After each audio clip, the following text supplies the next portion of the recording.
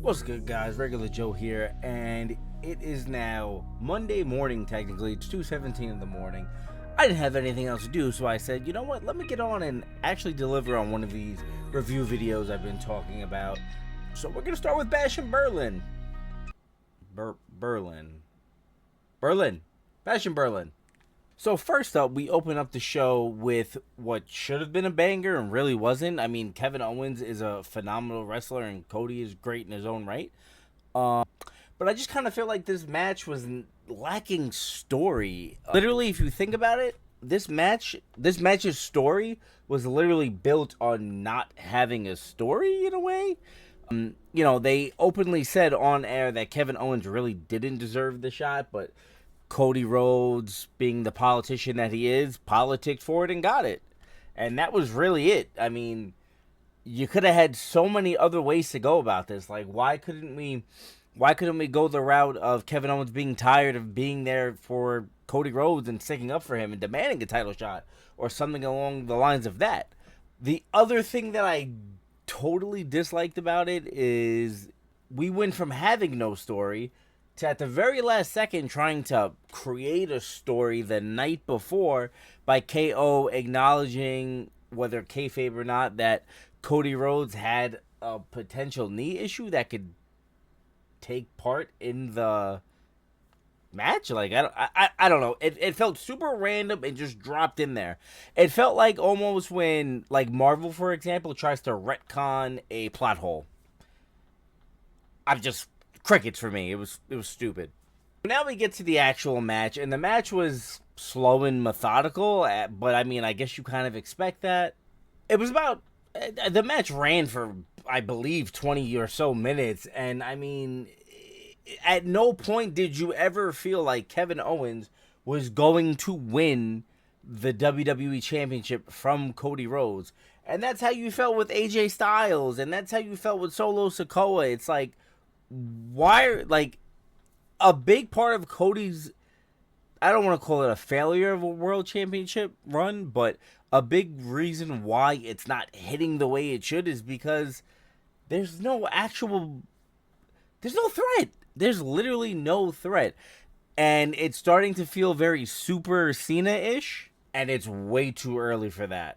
I don't want to say Cody's doomed to have a bad run. I just don't think Cody's run is ever going to be actually fun until he gains a little bit of an edge or starts fighting people where it's plausible he might actually lose the WWE Championship.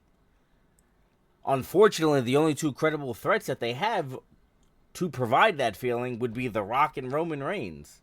Moving along, after we get a couple forks in the road, we'll call it, for Kevin Owens, where he's deciding friendship, WWE Championship, in the form of what would have been a powerbomb onto the ring apron and just attacking Cody's knee and things like that. You know, things you would do if you were a heel, which I feel like this story would have been better had Kevin Owens already turned heel. Look, we know it's probably coming at some point, right?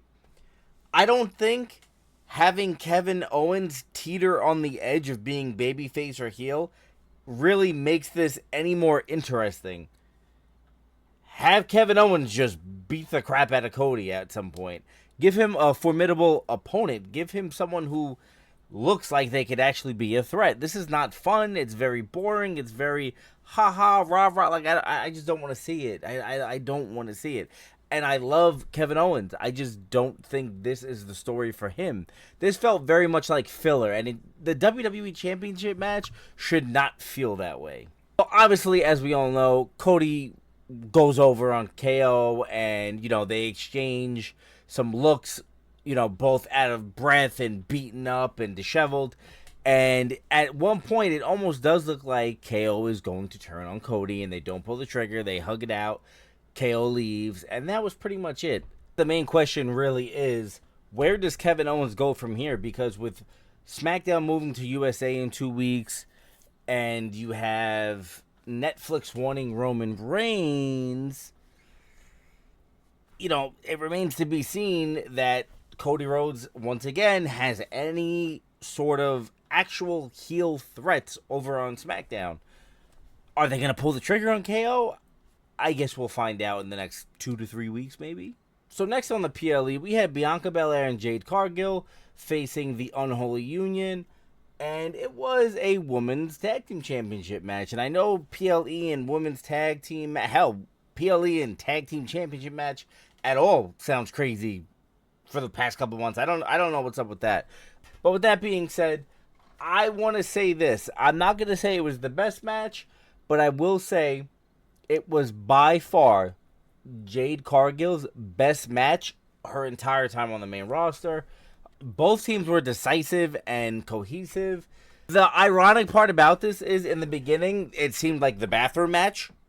You know, there's always that one match that everyone runs and leaves the crowd and goes to the bathroom, and at home you go and re-up on your snacks. This was not it. I gotta be honest, this match was very entertaining. Like I said, it's some of Jade's best work.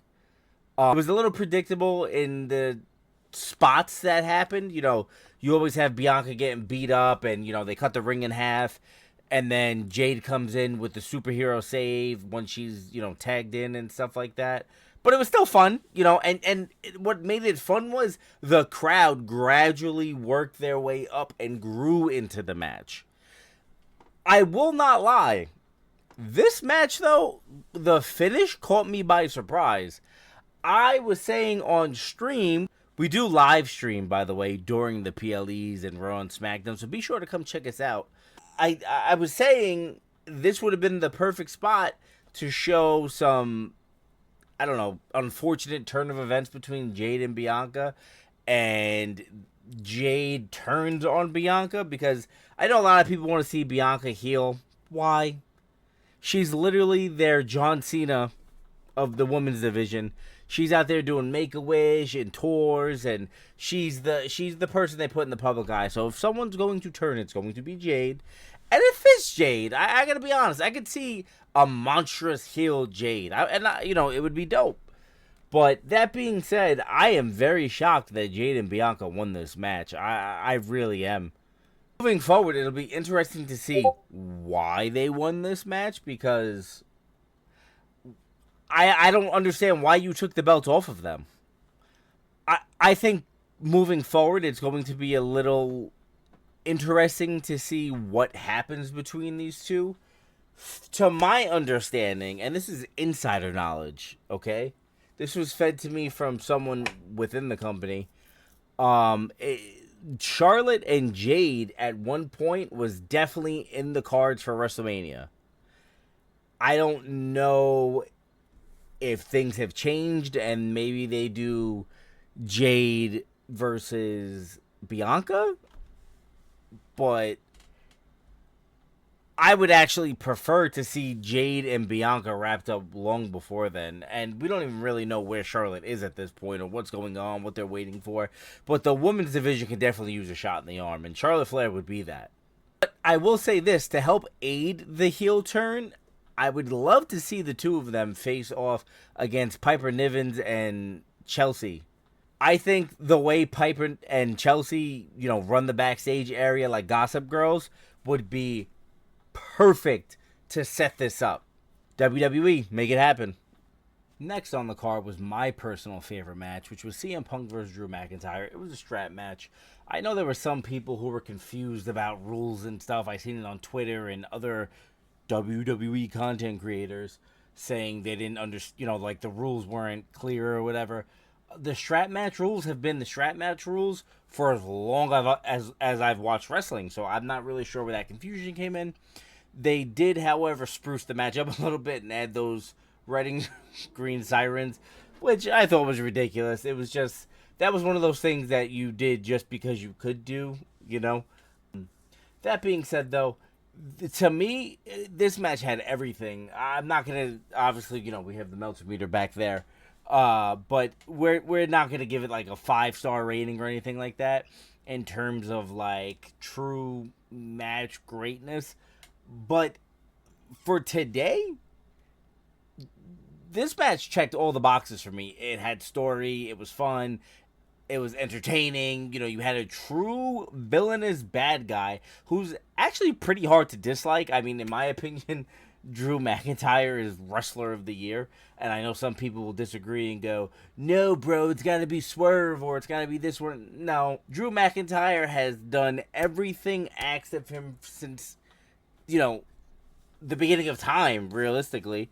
And, he's a real trooper. And I think his work over the past year over the past couple years, but specifically over the past year, has been some of the best work from him in his entire career. This guy's getting older and he's just getting better.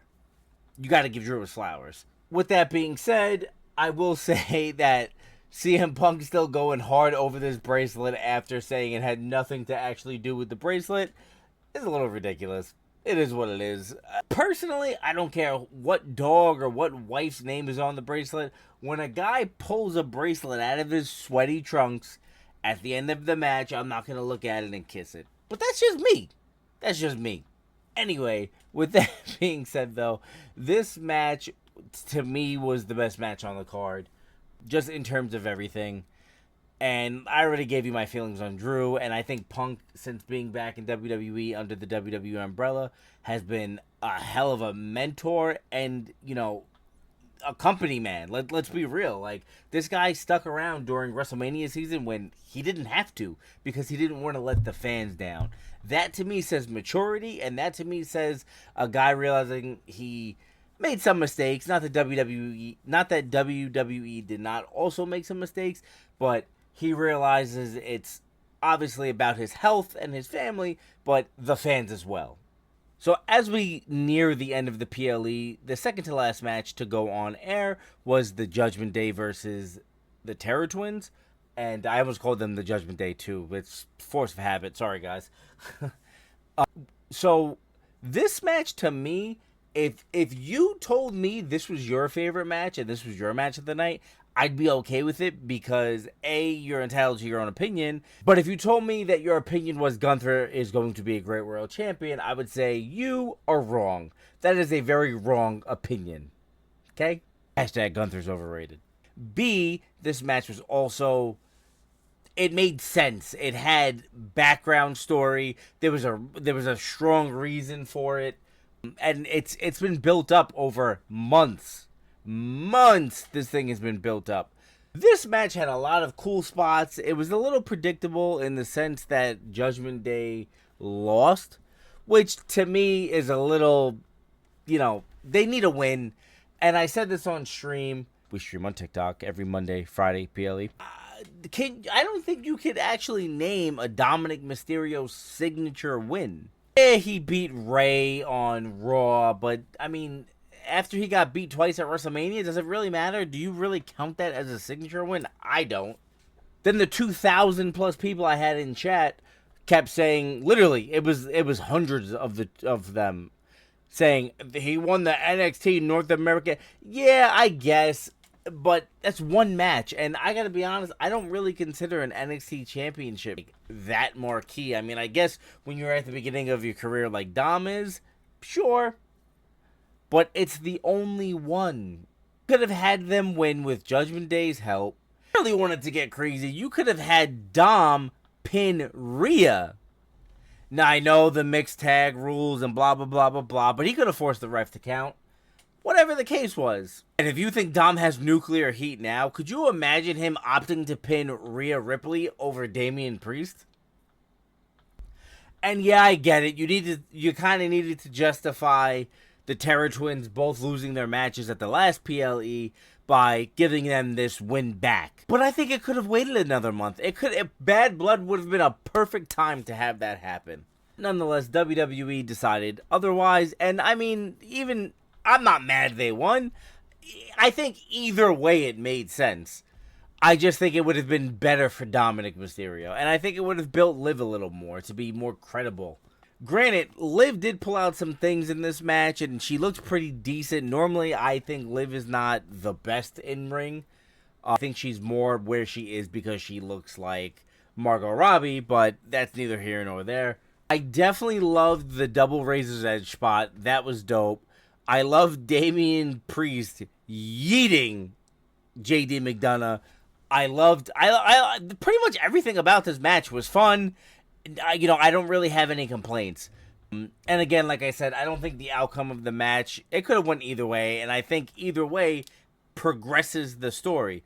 Like I said, I just really feel like Dom Mysterio needs a signature win, and maybe it's coming. Maybe it's coming at Bad Blood.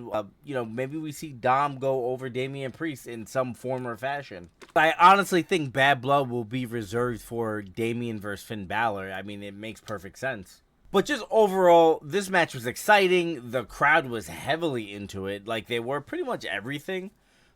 But it just, again, like, the crowd and the atmosphere makes every PLE so much better. So the United States better get on their job. And when they are here, I know we've been over explosive wrestling, and WWE in particular. But we're going to keep losing PLEs, guys. Get it together. You get your head in the game. But yeah, so again, no complaints. I felt like this match was fine the way it was. It could have went either way. I'm happy that we just got the match and it was fun. And again, everything about it was very likable. But real quick, can we talk about that pinfall and how it ended that match? That seemed very personal and very, very deep, if you get what I'm saying. Listen, Rhea, we have not moved off of cable television yet. We are not on Netflix yet. Children still watch this show. I don't even know if that's PG. Do it again, though. Last but not least, or probably, actually, yeah, this is one of those situations where last is least, because this is the least liked match that I have on this card, and I hate to say it, I love Randy Orton. And I'm not denying that Gunther is a great in-ring wrestler and he's a technician and he's very methodical. But the two of them together just felt this time around that they didn't really, I don't want to say mesh that well. I just don't think this match should have closed the PLE. And I get it. He is from the area. You know, he was raised apparently in Germany and all that. I know he's Austrian. And Randy Orton famously now has found out he's about 70% German during the pre-show. Again, this match, very much like the first match, it was very slow and methodical. It was, if you want a clinic on being a ring technician and a ring general, this is a good match to watch. I'm not saying it was a bad match. I don't want anyone to think that I'm saying it was a bad match. I think to be the main event of a PLE, it was definitely very bland. It was like unseasoned chicken. We'll go with that. And again, both are very great within their own rights. But I will also say I famously went to a pay-per-view that ended with Randy Orton and the Big Show, and it's probably till this day the worst main event that I ever saw live in person. So Randy Orton at times can, leave events with you desiring more. And again, I respect Randy Orton. I love Randy Orton. I've met Randy Orton. I have Randy Orton's autographed Funko Pop back there. He's great. He's phenomenal. He's one of the greatest to ever do it. I feel like the match at King of the Ring was a little better in terms of like, you know what? Maybe it's because you didn't know which way the King of the Ring match actually was going to go. You could have seen them giving it to Randy. But at this point, I feel like, for me personally, I felt like it made perfect sense to give the championship to Randy Orton and then maybe have him drop it back in a 24 to 48 hour window. It was on Saturday, so a 48-hour window. Just to get Randy Orton that cheap number 15. He's a 14-time champion. I think WWE is very stupid if they do not go ahead and have John Cena and Randy Orton face off for number 17, which is a video that I plan on putting out sometime this week, explaining how they could get to that match with both of them not holding the belt and it being for that coveted number 17 champion. So, like I said, it was a good match. I just don't think it was the main event. I will say this, though. Ludwig got the crowd hype. And personally, for me, I think Ludwig is going to be a way better heel than Gunther. Not that Gunther's, not that I could ever see Gunther being a babyface, but I would love to see Ludwig go up against Gunther. You know, I don't want to say student versus teacher, but definitely friend versus friend, maybe mentor versus mentee type of situation. But again, getting back to this match, I hated how this match ended. I get it. You don't want Randy to look weak. He got choked out. Cool. Similar to Damian Priest. The sleeper hold in 2024 should not be a finisher. It's quite literally the epitome of Gunther. Gunther is boring.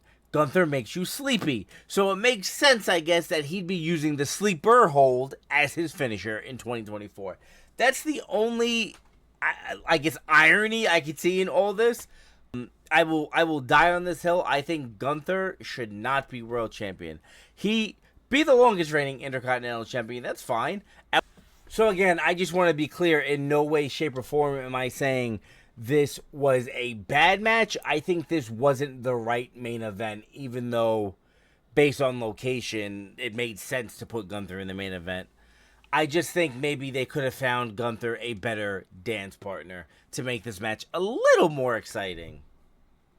Anyway, guys, I'm going to make like Gunther and go put myself in a sleeper hold and go to bed now because it's now 4:13 in the morning and I spent the past 2 hours talking wrestling. And I'm going to have to deal with a cranky 4-year-old in a couple hours. So with that being said, that's my review of Bash in Berlin. And if you have a different opinion or you want to tell me your match of the night or your opinion on the main event, go ahead and drop that in the comments. I love to hear differing opinions, and I want to hear what you thought maybe the match of the night was, or what you thought the worst match. Whatever it is you want to talk about, drop it in the comments, and definitely like, subscribe, follow, do all that good social media stuff for me, okay? Thank you. Thank you. All right, guys, for real, though, he gets really cranky. So I'm going to get up out of here. Let me know what you guys think in the comments. And also, don't forget, we're going to be live for Monday Night Raw and SmackDown. We're live every Monday and Friday and PLE. So definitely pop over on TikTok, Regular Joe 28. It's 0 in the Joe. And give us a visit. All right, guys, I'm out. Peace.